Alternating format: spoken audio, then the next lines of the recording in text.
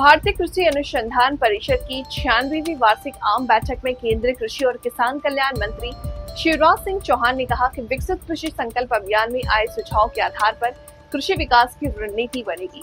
शिवराज ने जन औषधि केंद्र की तरह फसल औषधि केंद्र खोलने की बात कहा।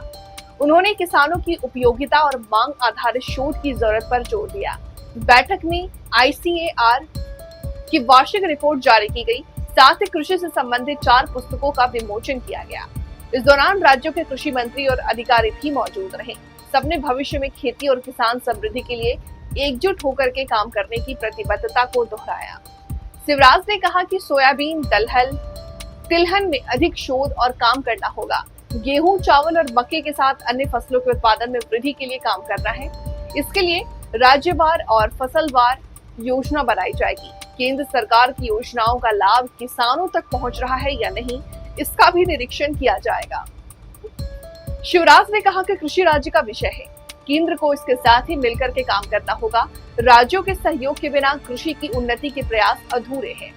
खाद्यान्न के मामले में भारत रिकॉर्ड कायम कर रहा है। अन्न के भंडार भर रहे हैं। कभी हम अनाज आयात करते थे, आज निर्यात कर रहे हैं।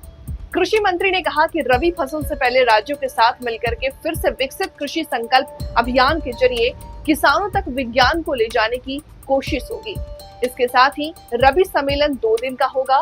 पहले दिन रूपरेखा तय होगा, दूसरे दिन राज्यों के कृषि मंत्री तय रूपरेखा को अनुमोदित करते हुए अंतिम कार्य योजना को रूप देंगे।